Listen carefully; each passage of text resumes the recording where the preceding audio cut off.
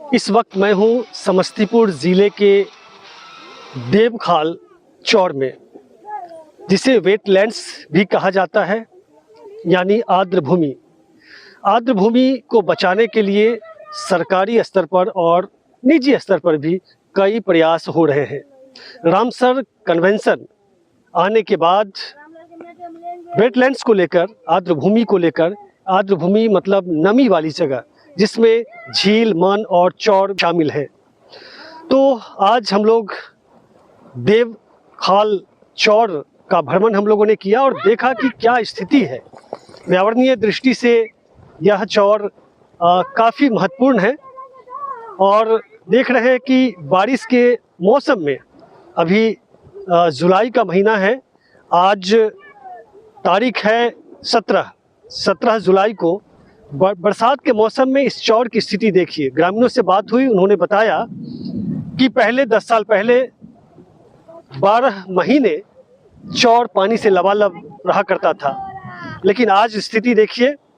इधर कुछ आपको जो थोड़ा गड्ढा है, गहरा जो जगह है तालाब नुमा, वहाँ पानी है, बच्चे तैर रहे हैं और उसमें 1-2 नाव भी दिख रही है, लेकिन बाकी जो एरिया है ये पूरा सूखा है, दरारें पड़ी हुई हैं। तो ये परिवर्तन आया है और ये परिवर्तन जलवायु परिवर्तन के कारण दिख रहा है कि कैसे नमी वाली और गहराई वाली जगह भी, आर्द्र भूमि भी कैसे सूखे की चपेट में दिख रही है और इससे मल्लाहों की ज़िंदगी पर, उनकी आजीविका पर असर पड़ रहा है और वाटर लेवल भी घटा है। तो आइए चलते हैं, देखते हैं और लोगों से बात करते हैं, वन पदाधिकारियों से भी बात करते हैं। रामसर कन्वेंशन के बाद बिहार की 3 आर्द्र भूमि को रामसर साइट घोषित किया गया है। इसमें बेगूसराय का कांवर झील है और फिर जमुई का नागी और नकटी पक्षी अभयारण्य। इसका पूरा रकबा क्या है, इस पर हम बात करेंगे। तो आइए आगे चलते हैं, कुछ ग्रामीणों से बात करते हैं और फिर देखते हैं कि इसमें बदलाव इस चौर में कैसे आया। ये बगल में हमारा घर है। ये देवखाल चौर 575 बीघा एरिया में आता है। यहाँ पानी सालों भर रुकता है और इसमें मल्लाह लोग, चारों तरफ के मल्लाह इसमें मछली मारते हैं। सूख जाने पर इसमें खेती करते हैं और ये एक ऐतिहासिक जगह है देवखाल चौर, और इसको आप लोग अगर आर्द्र भूमि में ले लिए हैं तो हम लोग उसका स्वागत करते हैं। आप जो भी काम करेंगे उसमें हम लोग सहयोग करेंगे स्थानीय के नाते, यही बात हमको कहना है। हाँ, उस टाइम पानी बहुत रुकता था सर इसमें, और इधर 2-4-10 साल से पानी रुकना यहाँ कम हो गया, क्योंकि वर्षा भी कम हो रही है और पानी भी कम रुकता है। और जब पानी ज़्यादा हो जाता था तो एगो इधर वाटरवेज नाला बना हुआ है, उधर से पानी ज़्यादा निकल जाता था। देवखाल चौर के बारे में यही हम जान रहे हैं सर। पानी कम होने लगा तो खेती पर उसका क्या कुछ असर पड़ा है क्या? जी, खेती पर बिल्कुल असर पड़ा है सर। लोग बोरिंग करवा के तब खेत में पानी दिए हैं, नहीं तो पहले देवखाल चौर से ही पानी दे देते थे लोग, खेती होती थी वहाँ पर। जी, वाटर लेवल क्या नीचे गया है? जो वाटर लेवल नीचे गया है जी, नीचे गया है, वाटर लेवल नीचे गया है। नीचे गया है पहले की अपेक्षा, या बहुत पहले के अपेक्षा में बहुत कम गया है। आप लोग सहनी समुदाय से हैं जी, तो मल्लाह लोग अधिकांश मछली या बाकी सारी चीजें जो जीव जंतु हैं जल से, तो वही उसी पर आप लोग की आजीविका ज्यादा? जी, उसी पर जीविका है। हम लोग मछली मारते हैं। अब आपके लिए ये तो मुश्किल वाला दौर आ रहा है। हाँ, तो इसीलिए हम अपनी बात रखे हैं सर, और हमने डीएफओ साहब से भी अपनी बात रखी थी, इससे पहला मीटिंग हुआ था। तो इस मल्लाह को हक में देखते हुए हम लोग सहयोग करेंगे, लेकिन हम लोगों के हक देखते हुए इसमें कार्य किया जाए सर। जैसे क्या कार्य आप एक्सपेक्ट कर रहे हैं? अब मैडम वन विभाग के अंडर में आ गया है, तो आखिर में हमारे बच्चे इससे जीविका चला रहे थे। हमारे सब सहनी यहाँ उजियारपुर, सैदपुर, महेशपट्टी, गोहदा, कमला, यहाँ आपके अंडर में आया है, तो उसी के हिसाब से हम लोग भी उसमें महाभारत काल में पांडव लोग पांडव स्थान से, मतलब भूमि के अंदर से यहाँ रास्ता बनाए थे। अच्छा, उसके सुरंग बना के और ये देवखाल में निकले थे। इससे इस नाम से भी प्रसिद्ध है देवखाल चौर। इसमें अनेक प्रजाति की मछली पाए जाते हैं, जीव जंतु, कछुआ वगैरह बहुत सारे, मतलब ये चिड़िया पहले आते थे। पानी नहीं रुकने के कारण ये सब आना बंद कर दिए। पानी का सिंचाई का रास्ता के लिए हम लोग कई एक बार मतलब ये किए जो पानी के रोकने के लिए डैम बनाया जाए, लेकिन नहीं, उस पर कोई अमल नहीं किया गया। पानी नहीं रुकने के कारण ये सब आना बंद हो गया और पानी भी नहीं रुक रहा है। देवखाल चौर लमसम 7-8 साल से 10 साल से।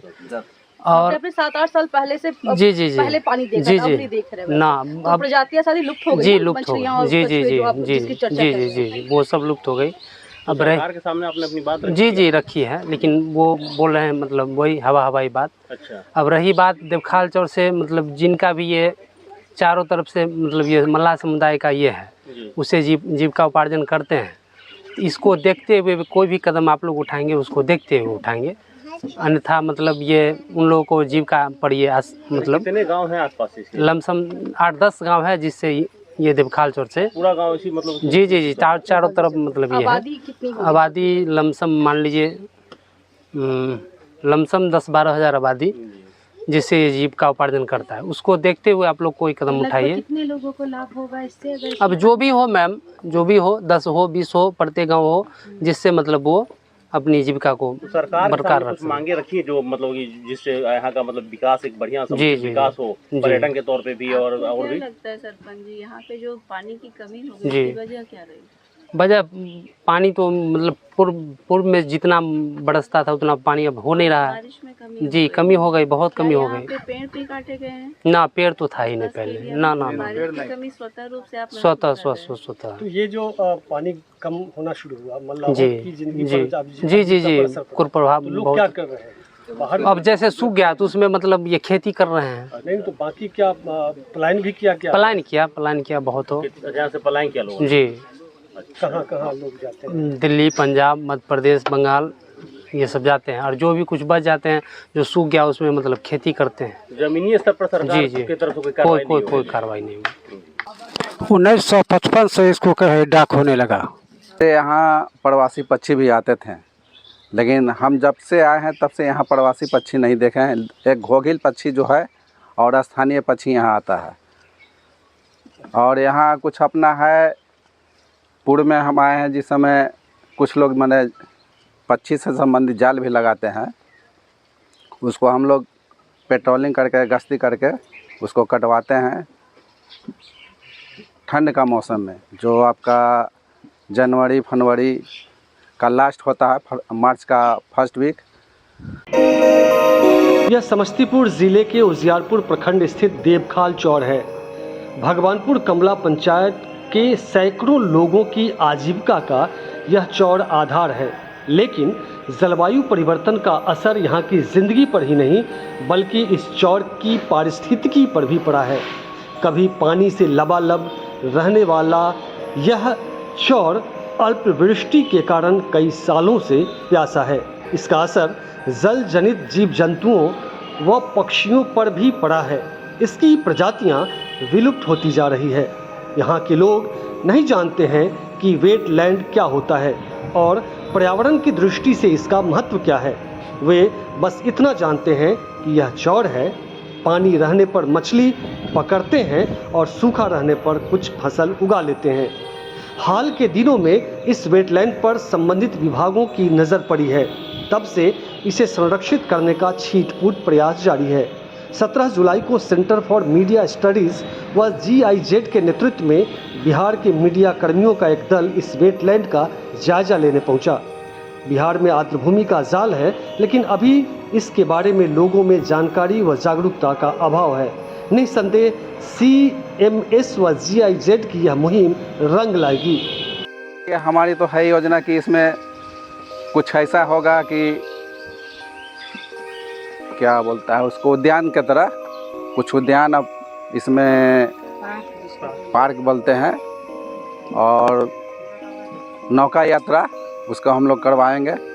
अभी क्या कुछ कर रहे हैं? अभी तो कुछ नहीं इसमें हम लोग कर रहे अभी जो हैं। हाल देख रहे हैं वो तो हाँ, बहुत खराब कुछ है। तो अभी क्या कर रहे हैं? अभी कुछ इसमें हम लोग का योजना नहीं है।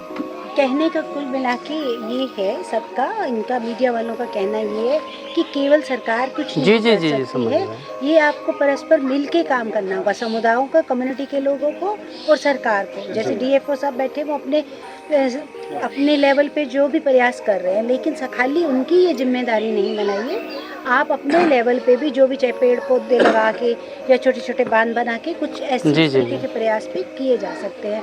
प्रधान एज ए प्रधान होने के नाते, या आप उनको वैसे इस तरीके की कोई मिल के भी कोई ग्रुप बनाया जा सकता गंदी पानी, कचरा वाली पानी इसमें नहीं इन कर रही है, वो बंद किया गया है।